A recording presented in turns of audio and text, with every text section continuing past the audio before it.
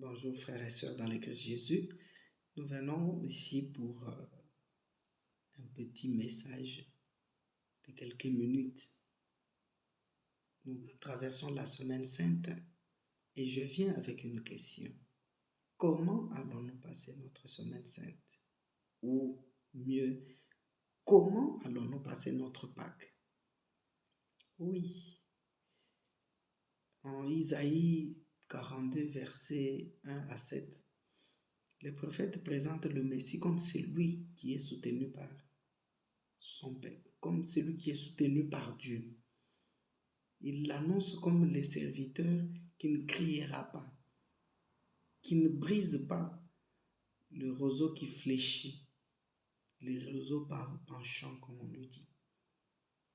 Donc, il ne vient pas un homme très spectaculaire qui vient avec des tonnerres, mais il vient avec un message bouleversant, soit-il, mais qui est passé dans la simplicité. Et ce message culmine ou nous invite tous à pouvoir nous accrocher au salut qu'il est venu nous apporter, à la rédemption qu'il est venu nous donner. Et cette rédemption culmine dans la passion, c'est-à-dire la mort et la résurrection. Et voilà, dans la semaine sainte, nous sommes tous concentrés. Jésus, à un plus haut niveau, concentré, tendant vers ce sacrifice suprême, vers la donation totale, vers l'accomplissement effectif de sa mission. Quelle est cette mission? Celle de sauver l'humanité. Quelle est cette mission? Celle de sauver l'humanité entière. Et l'humanité, c'est qui? L'humanité, c'est quoi? L'humanité, c'est toi, mon frère. C'est toi, ma soeur. L'humanité, c'est moi aussi. L'humanité, c'est lui. L'humanité, c'est nous tous. Et donc, Jésus va porter la croix pour toi. Il va porter la croix pour moi. Il va porter la croix pour nous tous. Voilà le message que je vous annonce en ce jour. Nous tendons vers Pâques. Donc, nous attendons cet événement de rédemption, de salut, cet événement qui a marqué l'histoire et qui continue à la marquer, cet événement qui nous sauve, qui est au cœur de notre spiritualité, qui est au cœur de toute notre vie. Mais la question que je vous pose aussi en ce moment, ou la question que chacun d'entre nous doit se poser, est de savoir comment vais-je passer ma Pâques? Oui, beaucoup l'ont passé de mille et une manières, mais la question est comment moi vais-je passer la Pâques? Comment approchais-je la Pâques? Comment moi j'appréhende la Pâques? Comment je perçois la Pâques? Oui, cette Pâques, je l'aperçois comme un événement répétitif, comme un événement qui vient chaque année. Cette Pâques, comment je l'aperçois? Comme une opportunité pour me faire de l'argent, avoir beaucoup de gens, l'engouement, beaucoup d'offrandes. Comment vais-je passer la Pâques? Comme un événement où je suis commerçant et je vends des articles en grande quantité liés à cet événement. Comment vais-je passer la Pâques? Comment vais-je passer la Pâques? Alors, en Jean 12, versets 1 à 11, nous est relaté le récit de Marie qui vient avec le parfum. Il parfume, il embellit les pieds du Seigneur Jésus. Et il y a des réactions, notamment la réaction de Judas Iscariote, c'est lui là même qui va livrer Jésus, pour dire qu'on aurait pu vendre ce parfum et distribuer de l'argent aux pauvres. On connaît tous la réaction de Jésus. Je voudrais dire que Jésus répond ici à Judas que les pauvres, vous en aurez toujours. Mais là, Marie vient de faire ma sépulture. Voilà. Donc Marie a joué sa part. dans la passion du Christ. Elle a reçu de sa manière cet événement. Elle a enseveli Jésus. Mais toi, comment tu vas passer la Pâque? Vas-tu passer cette Pâque comme Judas qui va crucifier Jésus, qui va livrer Jésus, voulais-je dire? Oui, parce que nous passons différemment la Pâque, où les gens ont passé différemment cette Pâque. Nous avons Judas, par exemple. C'est lui par qui Jésus va être crucifié, il va être livré. Et donc, il va voir les chefs des prêtres, il va leur demander une somme d'argent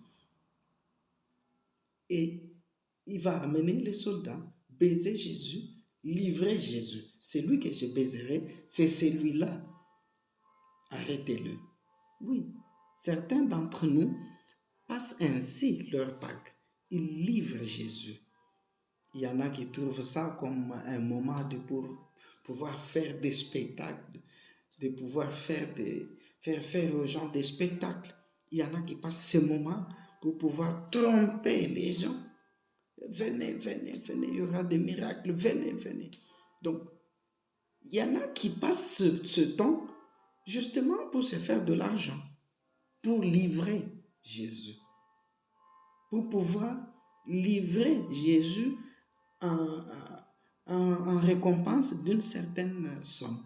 Et oui, même toi aussi, tu peux être qualifié comme Judas du moment où tu prends la Pâque comme un tremplin pour pouvoir gagner quelque chose en retour. Tu livres Jésus d'une certaine manière, mon frère, ma soeur. Comment vas-tu passer la Pâque? Comme Hérode, ce lâche qui ne trouve rien en Jésus, qui ne trouve rien qui puisse faire condamner Jésus, mais qui prend simplement de l'eau, qui lave ses mains et dit, je n'en peux rien. Oui, parfois nous sommes aussi des Hérodes, parce que nous aimons laver les mains. Et cela, non seulement devant Jésus, parce que Jésus nous a dit qu'il fera ça à l'un de ses petits, c'est à moi qu'il l'a fait. Rappelez-vous, lorsqu'il mettra certains à sa gauche, d'autres à sa droite, eh bien, les uns lui demanderont quand est-ce que nous avons fait cela? Nous t'avons vu comme cela et nous l'avons fait. Lorsque vous l'avez fait à l'un de ces petits. Aujourd'hui, il y a de l'injustice dans ce monde. Il arrive que nous ayons une position qui pourrait contribuer au rétablissement de la justice, mais que nous nous lavions les mains et que nous nous taisions et que nous ne puissions pas proclamer la vérité, que nous ne puissions pas nous imposer pour imposer la vérité, que nous puissions laver nos mains, que nous puissions dire, voilà, je ne dis rien, je laisse passer. Oui, il y a dans nos familles les enfants, les orphelins qui sont dans des familles qui subissent des situations difficiles et que dans cette famille, il y a une personne qui voit cette injustice que cet enfant est en train de subir, mais qui ne sait pas se prononcer, qui ne sait pas rétablir la justice et la vérité, qui lave les mains, la lâcheté. Dans le milieu où nous travaillons, il arrive qu'un collègue subisse une injustice, parfois de la part de nos responsables, qu'un collègue subisse une injustice de la part de l'employeur ou de la part de ses collègues, et que nous, on soit là, que l'on soit en mesure de pouvoir témoigner, dire la vérité pour pouvoir sauver ses collègues, mais que nous gardions silence, que nous disons, nous ne nous mêlons pas de ça, nous lavons nos mains, c'est de la lâcheté. De cette façon-là, nous crucifions aussi ou nous participons à la crucifixion de Jésus de l'une ou de l'autre manière. Comment allons-nous passer la Pâque? C'est la question qui nous traverse en ces jours. Comment allons-nous passer la Pâque? Ah oui, allons-nous passer la Pâque comme les chefs des prêtres qui vont instiguer la foule et demander à la foule de crier, voilà, libère-nous Barabbas et que Jésus soit crucifié. Nous aussi, dans nos milieux de vie, il arrive que nous fassions condamner les innocents, que nous disions, voilà, libérez celui qui est fautif parce qu'il soutient nos intérêts, parce il rime avec nos intérêts, il rime, c'est notre couverture.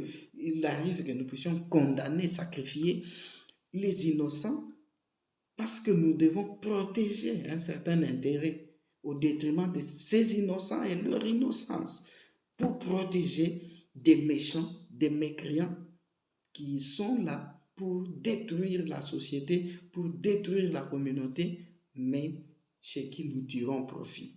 Et nous les encensons, nous les encensons, nous applaudissons pour eux, nous acclamons pour eux. Voilà, voilà, Oumela, nous acclamons pour eux. Nous disons oui, pour toujours et à jamais, pour l'éternité. Tu es notre roi, tu es notre président, tu es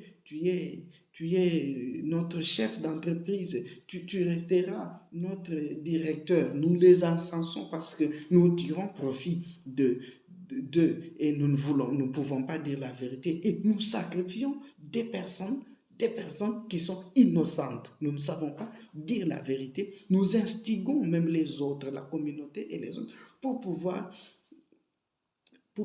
détruire des personnes innocentes, pour pouvoir mettre feu à leur vie, pour pouvoir les détruire jusqu'au bout.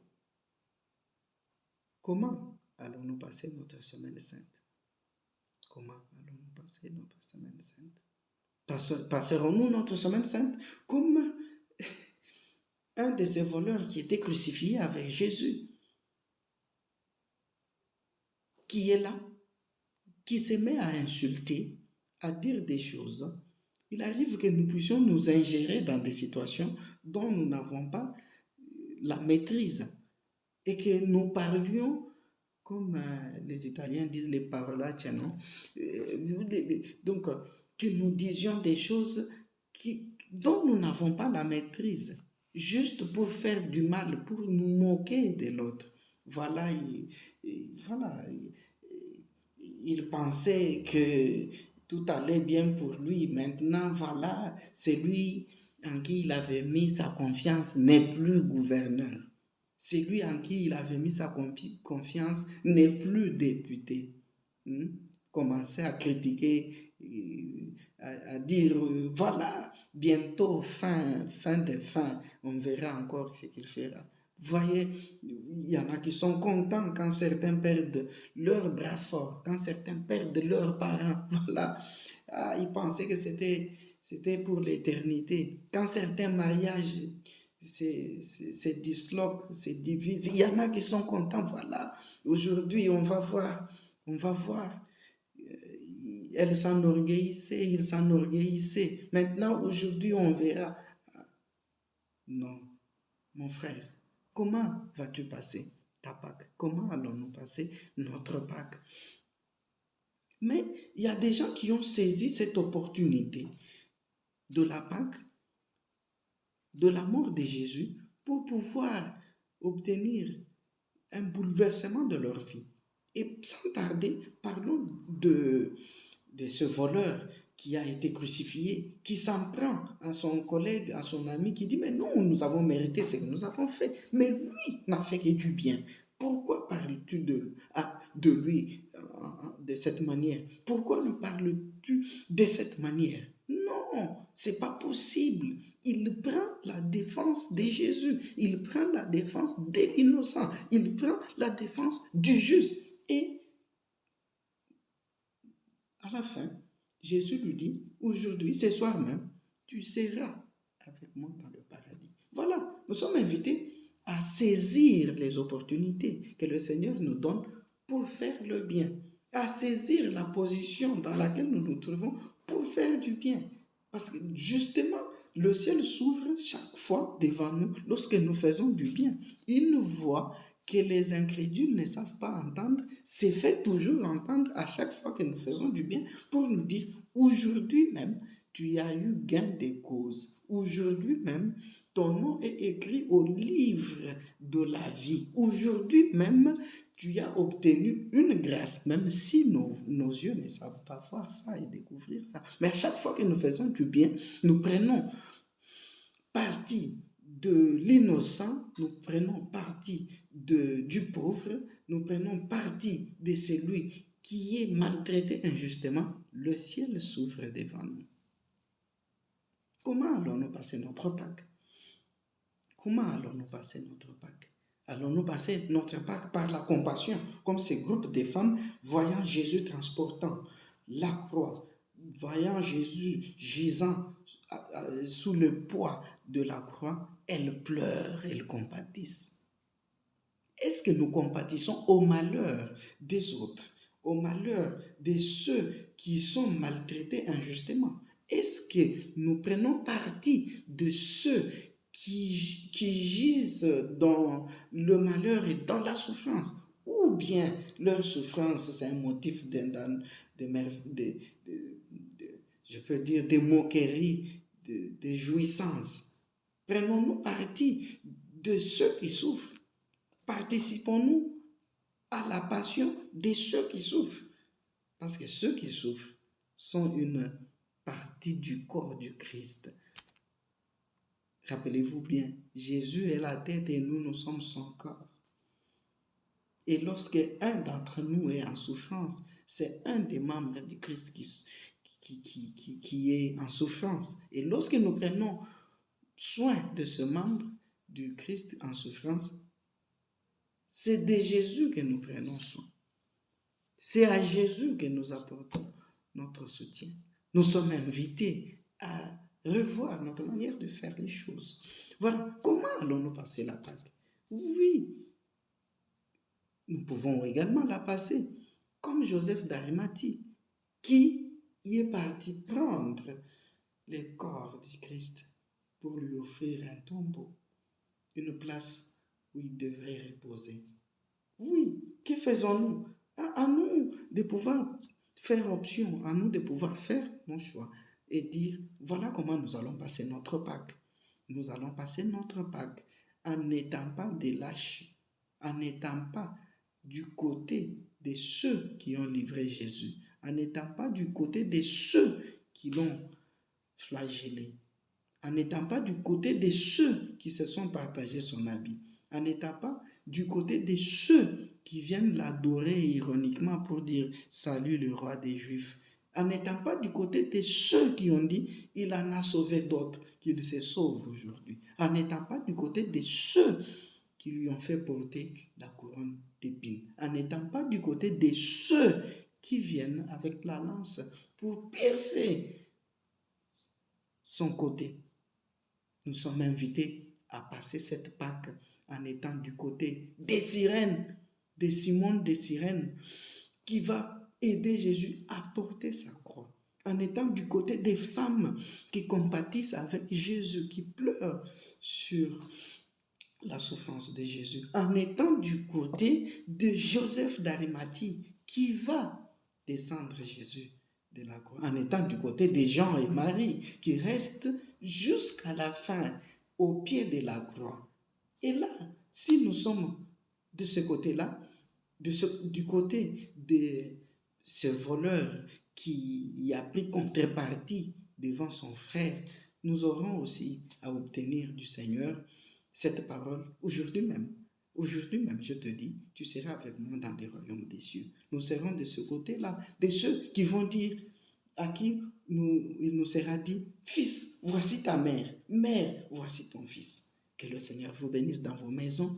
Passez une bonne semaine sainte dans la piété, dans l'adoration, dans la prière. Que le Seigneur vous bénisse. Je vous aime tous. Amen.